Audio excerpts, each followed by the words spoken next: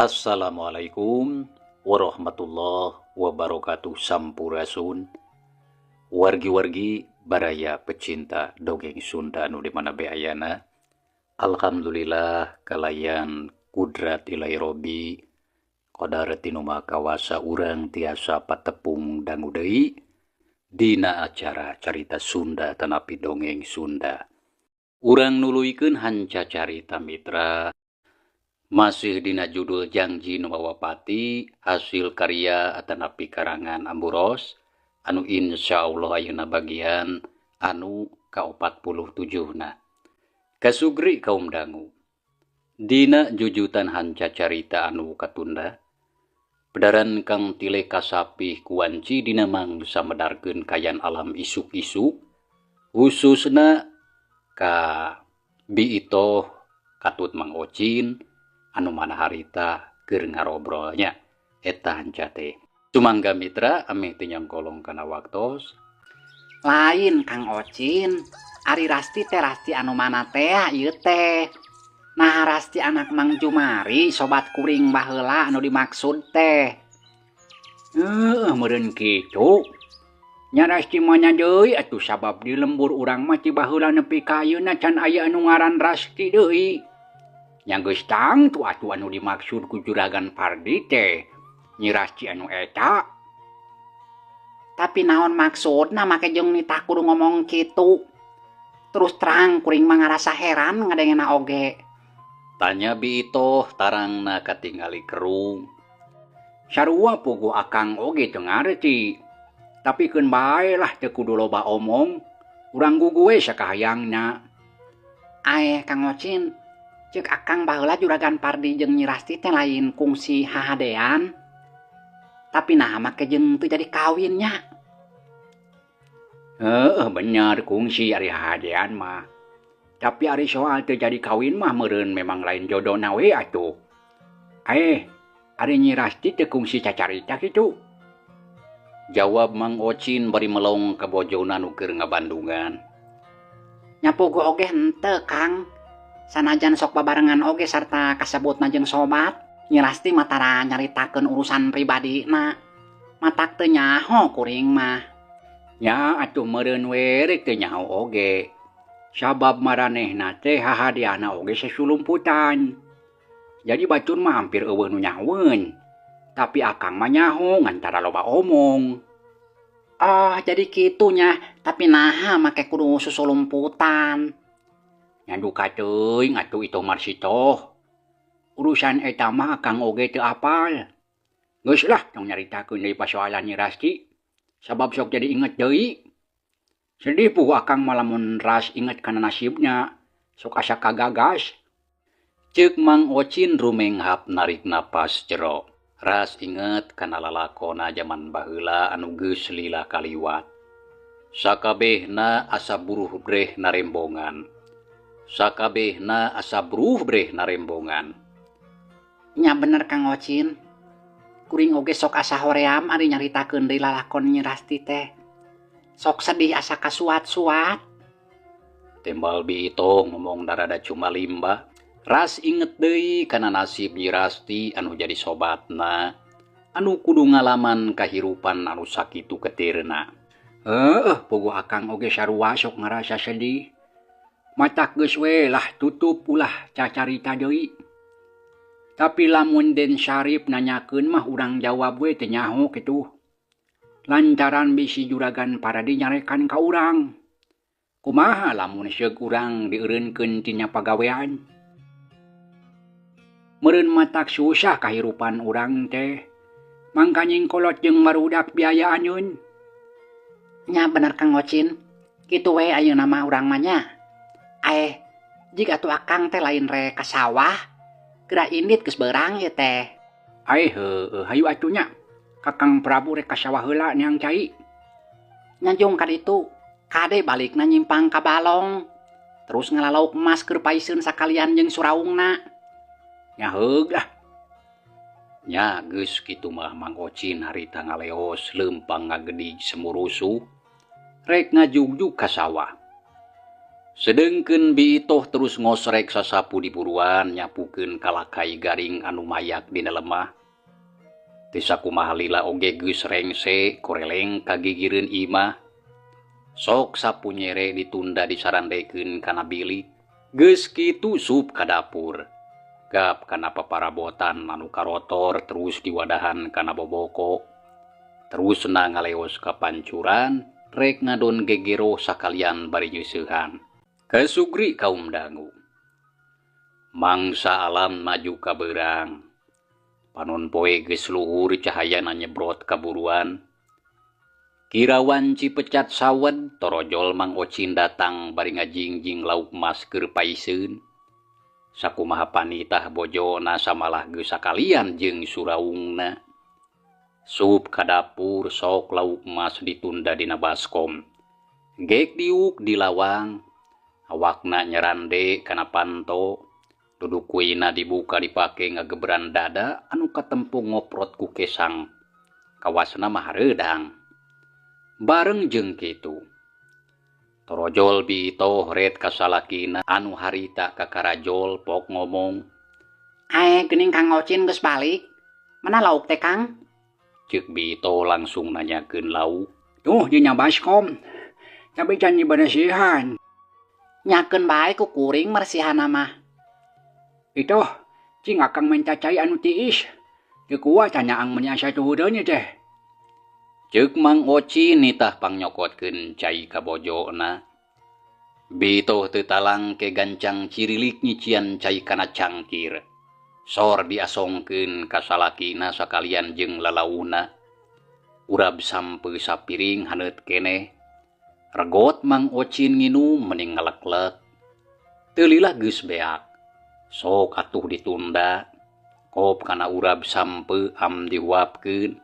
Katara bangun anu nikmat. Gek Biitoh diuk teu jauh ti salakina. Sabot keur kitu torojol Sarip. Mang Ocin geuning tos wangsul? Tanya Sarip gek diuk dina kursi. Mohon nyembedol Aden. Walon Mang Ocin bari ngareret. Aden, bilih bade ngaleueut mangga aya urab sampeu haneut keneh. Ceuk Biitoh nawarkeun urab sampeu ka Sarip. Nuhun Bi. Sawioskeun we engke abdi mah.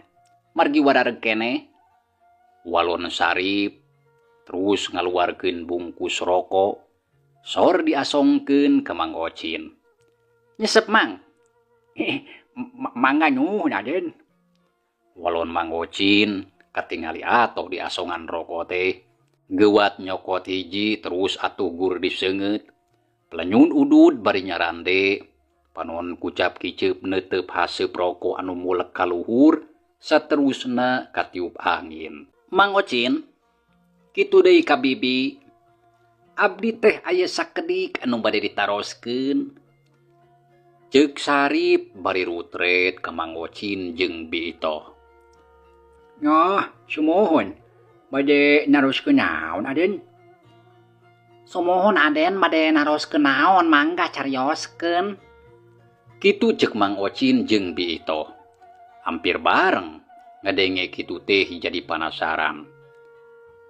Puguh oge kieu Mang. Kitu deui bibi nya mamanawian ieu mah. Nah bibi uninga atanapi henteu ka saurang istri anu jenengan Rasti? Tanya Sarip bari mencrong.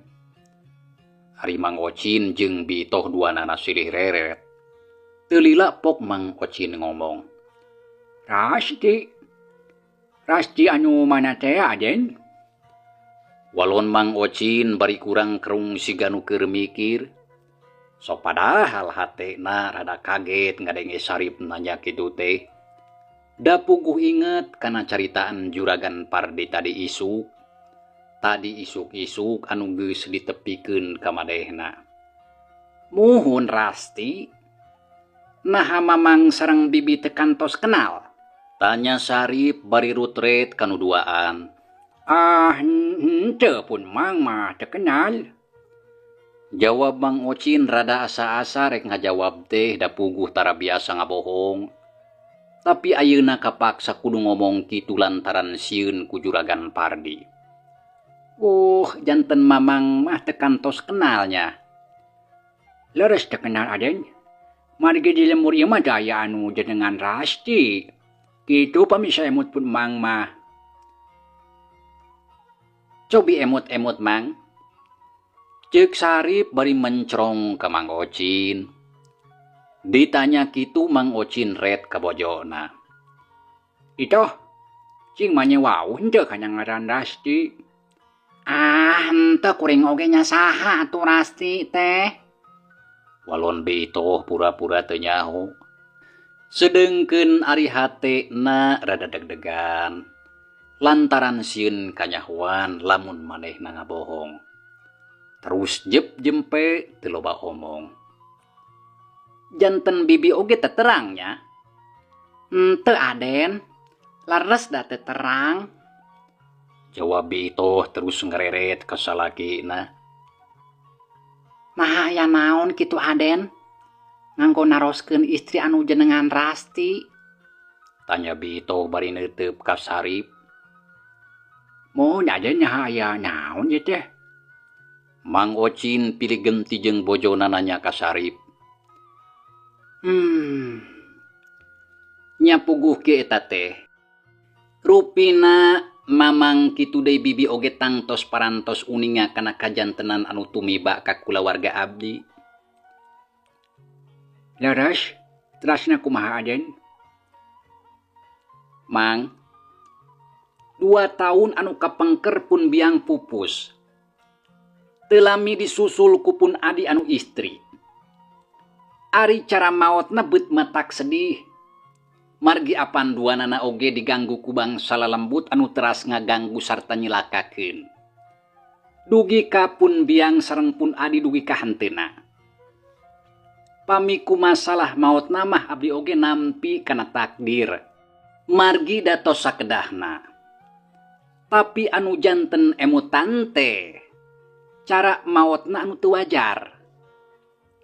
Ari manawi teh moal aya deui kajantenan anu sarupi kitu. Tapi geuning teu acan lami tumiba deui ka Kang Dani lanceuk abdi. Anu sami maotna oge alatan diganggu ku bangsa setan siluman anu marakayangan. Dugi ka mobilna kacilakaan ragrag kagawir. Ceuk Sarip ngadadarkeun deui pasoalan kulawargana. Di Bandungan ku Bitoh jeung Mang Ocin anu ampir teu kiceup. Teu peureuh deui da puguh bakat ku Pogot. Nyaha laras eta teh Aden. Janten pupusna tuang raka oge alatan diganggu ku bangsa lalembut deui eta teh. Tanya Mang Ocin katingali meninga jenghok kitu deui Bitoh oge sarua. Nya kitu Mang. Numutkeun wartos ti si Uhe mah. Derek-dek Sarip nyaritakeun deui kajadian anu tumiba ka lanceuk Nadani. Samemeh aya kajadian kacilakaan nurutkeun anu ditepikeun ku Jang Uhe ti heula. Sakabehna ditetek taya anu kaliwat. Nya puguh atuh Mang Ocin jeung Bitoh duanana kaget. Lantaran caritana kakara ngadenge harita. Janten kitu nya Aden kajantenana teh. Beuh geuning geus aya deui. Ceuk Mang Ocin sanggeus Saripreng se cacarita. Red ka Bitoh anu keur olohok. Leres Mang kitu. Samalih abdi tos kengeng katerangan ti Aki Juha. Lamun eta setan teh moaliren ngaganggu sareng nyilakakeun ka kulawarga abdi. Lamun teu acan dugi ka tumpur ludes dugi ka akarna. Tangtos Mang oge parantos ngadangu panginten waktos ti payun tea. Jawab Sarip bari terus ngahruk. Paromana katingali alum. Leres Aden, pun Mang oge kantos ngadangu waktos harita sateu acanan yang lisna tuang rai ngantunkeun. Teras kumaha salajengna atuh Aden? Nya ari saterusna mah tangtu abdi oge kudu ikhtiar Mang. Lantaran abdi boga kawajiban pikeun ngajaga diri jeung kulawarga abdi anu ngan ukur tinggal tiluan deui. Sumohon. Matak Abdi ayeuna naroskeun ka Mamang kitu deui ka bibi manawi uninga kanu jenengan Rasti. Margi saur Aki Juha, kajantenan anu tumiba ka kulawarga abdi teh aya pakuat pakaitna sareng eta istri. Kumargi kitu sok atuh Mang Ocin. Emut-emut. Nah saha atuh eta jalmi teh. Mugia Mamang sareng bibi cing hawatos ka abdi. Ceuk Sarip. Setengah maksa kitu nate ngomongna beri semu ngalengis mata kuatir. Ningali kitu Mang Ocin jeung Bito silih reret. Mungguh dina jero hatena mah ngarasa teu tega lamun kongang mah hayang nyaritakeun anu sabenerna. Tapi orokaya Bito jeung Mang Ocin geus leuwih ti heula diomat-omatan ku Juragan Pardi. Lamun seug anakna nanyakeun jalma anu ngaran Rasti, cukup kudu dijawab teu nyaho. Aden, sanes teh hawatos mun Mang teh. Tapi da kumaha atuh da dares terang saha atuh eta jalmi teh. Cobi we taroskeun ka Tuang Rama. Tembal Mang Ocin rada cuma limbah. Da pugu sedih ningali Sarip kitu teh. Laras Aden cobi we atuh taroskeun ka Tuang Rama manawi terangeun. Parantos eta oge Bi. Mung bae anjeunna oge teu terang sauna mah.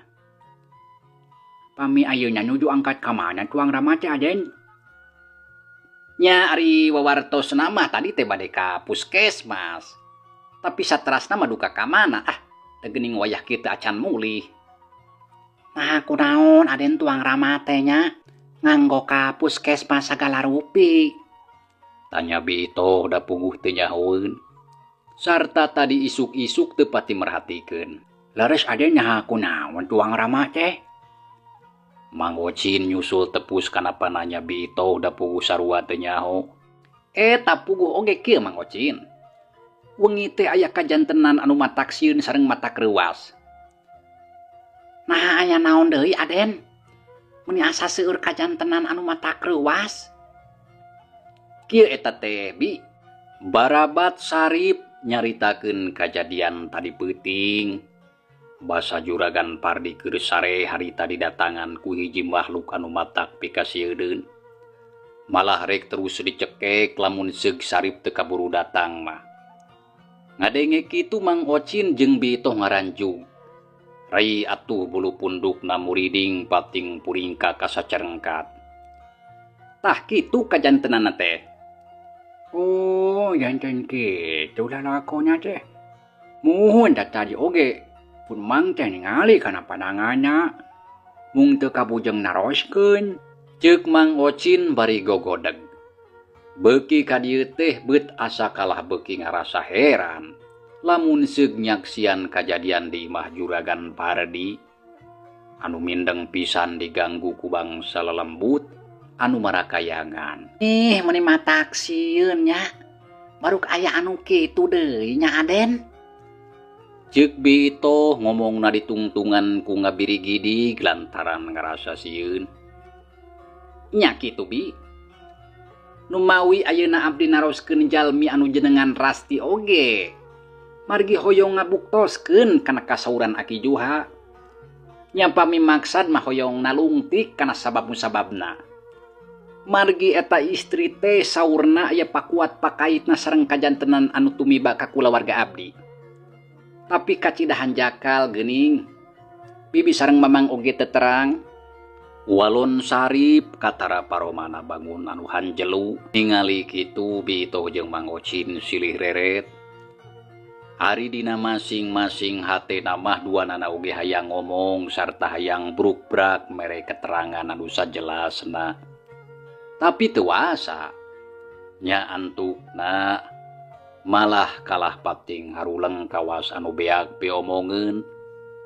Sabot keur kitu. Kadenge Sarip rumenghap narik napas jero bangun anu kasugri kaum dangu. Ningali kitu Mang Ocin karunyaeun.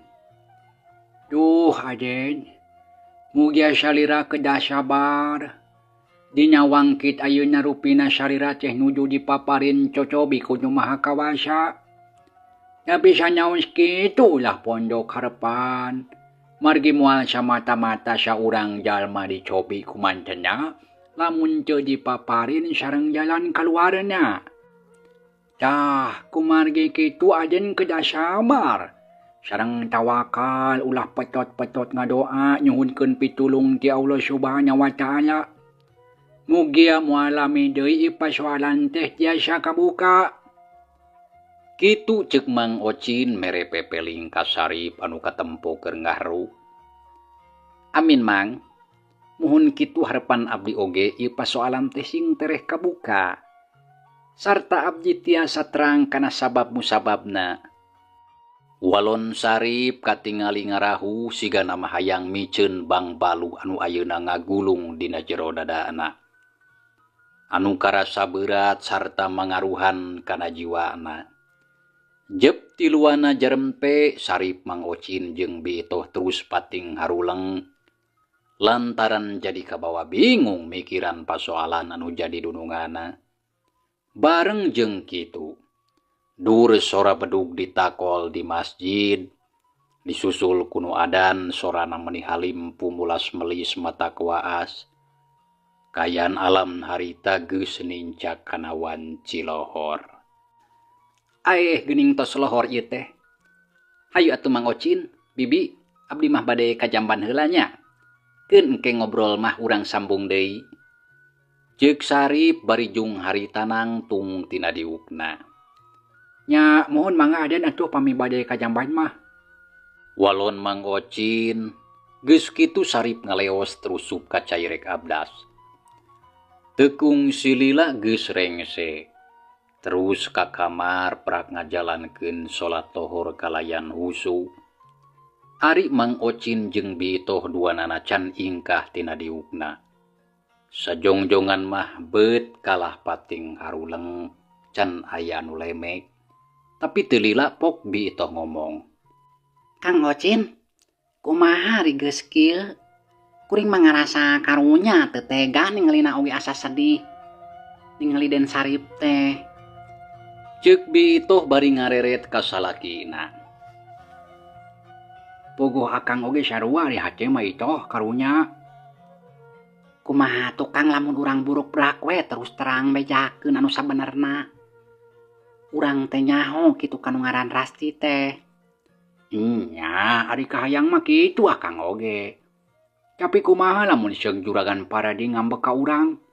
Jeung deui naon sangkut pautna Nyi Rasti jeung pasoalan ieu? Apan urang mah teu nyaho.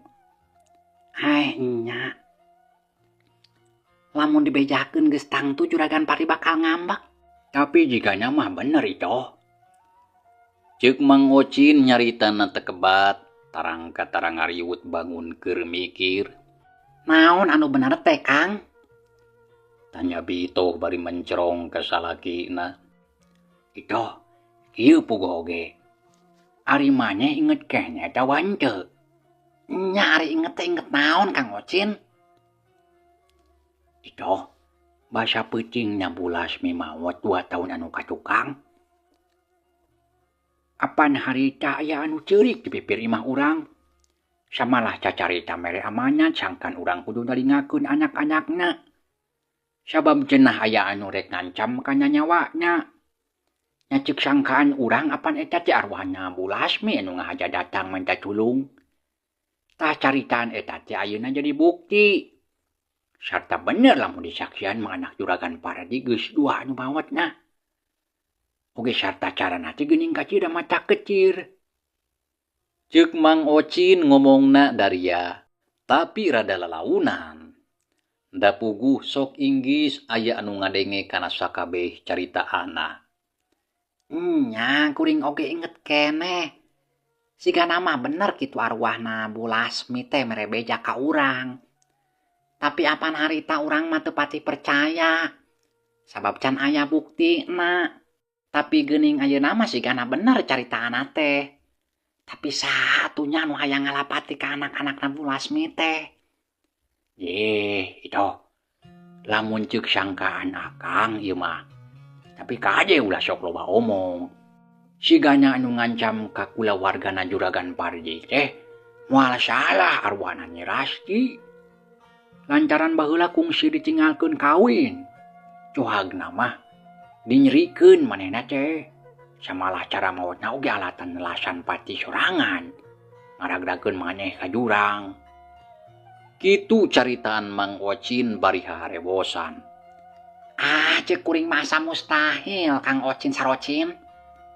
Maknya alatanku ditinggalkeun kawin nepi ka kudu males pati sagala. Asa teu asup akal ngadengena oge. Ari maneh.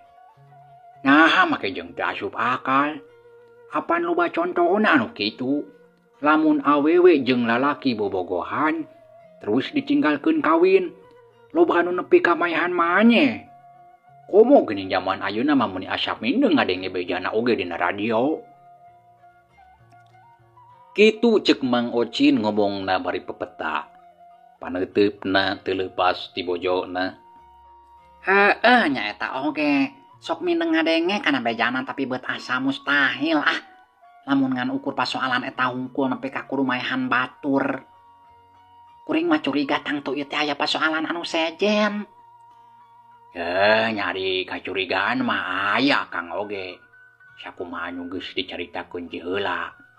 Tangtu ieu teh aya patula patalina jeung kulawargana Nyi Rasti. Nya tapi sanajan kitu urang teh teu bisa tutudingangan. Lantaran sagala rupa oge kudu dibarengan ku bukti. Sabab bisi jadi fitnah. Nya bener. Geus lah ngobrolna. Kuring rek mersihan lauk ieu teh. Nya sok kadinya buru-buru. Gancang pais. Juragan Pardi bisi kaburu datang gegelendeng atung ki ari paisna can asak mah. Nya heug ieu oge rek pipigawe. Ari Kang Ocin rek terus ka mana? Tanya Bito bari melong ka salakina. Moal kemamanya Kang mah puguh rek kokore di pipir. Katingali mending geus barala geuning palaur bisa aya orai. Jawab Mang Ocin terus ngaleos keluar. Kop kana kored gidig indit ka pipir imah rek kokored maksudna mah. Lantaran katingali barala ku jujukutan jeung rada harieum ku tatangkalan anu ngaroyom kana kenteng. Ari Bito nya terus gap kana baskom anu dieusi ku lauk meunang ngalamang Ocin. Gap deui kana peso geus kitu ngaleos ka pancuran rek ngurus lauk mah sisitna dibersihan. Kesukri kaum dangu. Cag urang tinggalkeun heula Bito jeung Mang Ocin anu keur barang gawe. Ayeuna urang malikan ka tukang nyaritakeun Juragan Pardi anu tadi isuk-isuk cenah marek indit ka puskesmas. Mitra kaum dangu, Juragan Pardi harita ngajalankeun mobil nama pai jalan desa. Tapi teu pati gancang da puguh jalan renjul. Sanggeus aya kana sawatara waktu leok mengkol ka katuhu. Bras ka jalan raya belesur mobil maju rada tarik rek ngajugjug ka puskesmas. Sareta teu kacatur di jalana urang kocapkeun bae geus nepi kanu dituju. Barangkok teu tela. Puskesmas teh katingali tutup. Da puguh rada isuk keneh. Sedengkeun biasa bukana sok jam 8 beurang. Kulantaran kitu Juragan Pardi ngajugjug ka hiji warung. Ka hiji warung kopi anu aya di sisi jalan. Reg mobilna eureun. Bari nungguan puskesmas buka mending nungguan we heula atuh. Di warung sakalian rek meuli rokok. Ceuk Juragan Pardi jurut harita turun tina mobil. Terus ngadeuketan ka pelebah warung kasampak di dinya aya 2 urang lalaki anu keur dariuk. Dina bangku bari nyang hareupan cai kopi ngebul. Ari tangtungana anu saurang katingali pendek gede busekel. Umurna kira-kira aya meureun kana 60 taun mah. Lantaran geus katingali kolot, papakeana sing sarua hideung. Beungeutna prenges, kulitna sawo buruk. Kumisna baplang sangga dulang, buukna jabrik saretak-tak. Dipapaesan ku iket barang bang semplak, Breh katempo pigelang leungeunna make gelang bahar. Sarta ramona oge pinuh ku batu ali meni paralotot sagede peuteuy. Ari anu saurang deui baturna kawilang ora keneh. Awakna jangkung pegang, kulitna bersih, kumis ipis, papakeana sarua make calana pangsi jeung baju kampret anu rupana hideung. Ari tagogna rada pantes anu ieu mah. Duanana katingali keur uplek ngarobrol. Ari katelahna eta jalma teh Arya. Sedengkeun lalaki anu kolot sok disebut Bah Soma. Sup harita juragan Pardi ka warung, gek diuk dina bangku awi teu pati jauh ti nu duaan. Bah Soma jeung si Arya ngareret ku juru panon. Ari di jero warung katempo aya saurang awewe kolot. Siga nama anu bogana. Barang ningali aya jalma anyar anu diuk di warungna, pok si emak teh ngomong. Pade ngaleueut juragan. Tanya si emak anu boga warung nyebutna juragan. Da puguh ningali kana dedegan jeung papakeana juragan Pardi anu katempo tegep jeung ginding. Nya mak, kuring minta cai kopi panas, tapi gulana saeutik. Sakalian jeung rokona sabungkus tah anu eta rokona. Tembal juragan Pardi bari nunjuk kana rokok. Sumuhun mangga atuh juragan antos sakedap. Jawab si emak anu boga warung. Geuwat gesat gesut nyadiakeun anu dipenta. Tekung silila sore cai kopi sagelas. Katempo ngebul keneh diasongkeun ka juragan Pardi. Sakalian jeung rokok sabungkus sok ditunda luhureun meja. Mangga juragan cai kopina. Pilih bade ngaleueut anu sanesna datos sayogi. Kantun milih we da seueur rupina. Pilih bade uras, bala-bala, goreng cau, goreng ulen, sareng goreng peuyeum oge aya sadayana haraneut keneh. Ceuk si emak nu boga warung nawarkeun dagangana kalawan somea. Ya nuhun mak, keun gampang eta mah. Jawab juragan Pardi gap kana rokok terus dibuka nyokot hiji. Gur diseungeut geus kitu pelenyun udud bangun anu tumanina. Ari si emak nu boga warung ngaleos deui ka jero rek neruskeun hanca pagaweana. Mak, sok jam sabaraha puskesmas teh bukana? Tanya juragan Pardi bari melong ka nu boga warung. Pamin biasana masok tabu 8 juragan bukana teh. Walon si emak nembalan di jero warung. Oh kitu. Tapi moal leuwih ti jam 8 nya mak. Ya biasana matara langkung juragan. Margi datos mandeu sok jam sakitu bukana teh. Juragan teh bade lalandong? Tanya si emak nu boga warung bari neuteup ka juragan Pardi. Nya puguh kitu mak, mata kahaja datang ka dieu oge. Nah salira teh gaduh kasawat naon juragan? Kuring mah teu boga panyakit mak. Ngan ieu kamari leungeun ti kait kana pager, getihan rada jero. Walon juragan Pardi bari ningalikeun leungeun katuhuna, tapi teu kaciri da puguh dibengker ku lama. Oh kitu. Mohon antosan we atuh juragan moal lamiri oge rupina buka puskesmas teh. Ngan ki apantos siang ieu teh. Ceuk si emak anu boga warung. Geus kitu terus ngaleos ka tukang. Ari juragan Pardi jep teu ngomong deui terus bae udud bari neuteup ka jalan ningali kandaraan jeung jalma anu lalar liwat. Barang keur kitu. Lalaki pendek busekel anu tadi dariuk jeung baturna tiapok ngomong bari melong ka juragan Pardi. Jang, king abah ningali eta leungeun je. Ceuk lalaki anu rada kolot anu katelah Bah Soma. Ngadenge caritaan kitu juragan Pardi harita ngareret ka si abah anu keur neuteup ka manehna. Nanya ka kuring anjeun teh. Walon juragan Pardi bari males neuteup. Nya ka ujang. Rek naon make jeung hayang ningali leungeun kuring. Ulah loba tatanya sok we gancang tingalikeun ka si abah. Tempa si Arya milu nimbrung. Nah make jeung ningali leungeun batur.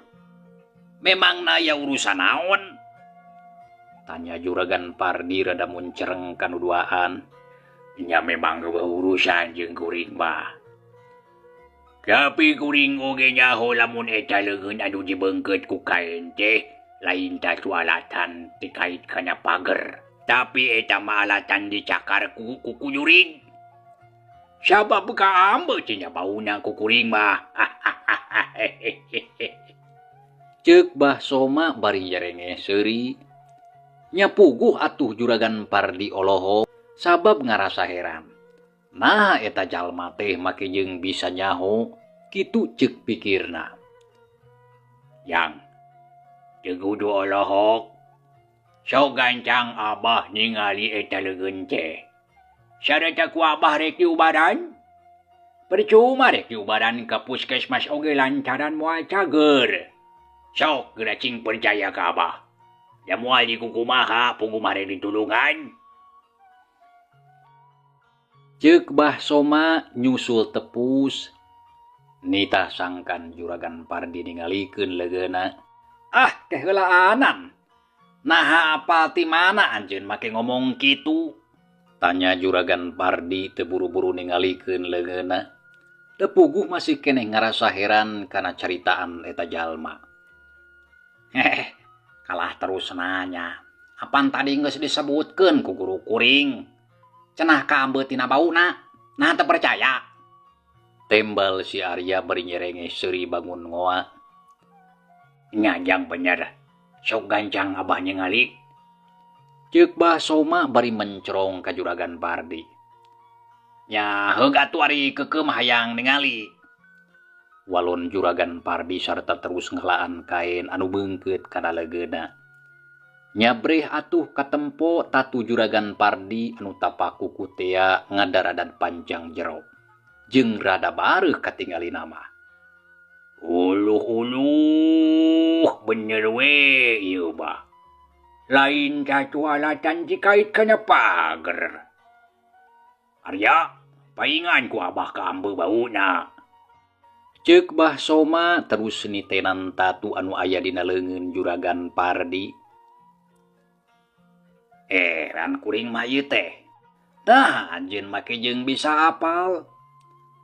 Tanya Juragan Pardi bari neuteup ka Bah Soma anu aya hareupeun. Boro-borongan ukur ningali tatu sarupa ieu. Kanya pasoalan anu ayeuna keur kaalaman ku ujang oge. Abah mah apal. Jawab Bah Soma ngomong dari tungtungan kunya kakak seuri. Lamun nya anjeun teh apal. Cik naon atuh anu ayeuna keur kaalaman ku kuring teh? Cing sok sebutkeun. Heug ku Abah rek disebutkeun. Tapi sahacana Abah cerek nanya heula. Saha ari ngaran ujang? Ngaran kuring mah Pardi. Ari anjeun saha? Tanya Juragan Pardi malik nanya. Ari ngaran kuring mah Soma. S-O-M-A mah Soma. Tapi ku barudak sok disebut Bah Soma. Tah ieu murid Abah ngaranna Arya. Jawab Bah Soma terus ngareret ka si Arya muridna. Oh, jadi anjeun teh Bah Soma jeung Arya. Ari asal ti mana? Teu kudu datanya di mana asal. Lantaran eueuh kepentingannya. Sok eta leungeun teh ku Abah urang ubaran ngarah cereh cager. Ceuk Bah Soma terus gap kana teko anu aya dina luhur meja. Cirilik nyician cai kana cangkir. Satuluyna eta cai teh diplong. Greyem dijampean rada lila kituna teh. Ari Juragan Pardi jeung si Arya naringalikeun. Nya kitu deui si emak tukang warung oge nyerangkeun ti jero. Teu lila antarana Bah Soma rengse babacaana. Yang sok ka dieu leungeun teh asongkeun ka Abah. Ceuk Bah Soma. Ngadenge kitu teu talangke Juragan Pardi ngagugu. Sor leungeunna diasongkeun regot cai anu dina cangkir teh diinum.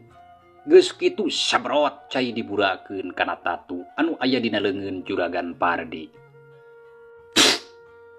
Cageus ya, ceuk Basoma.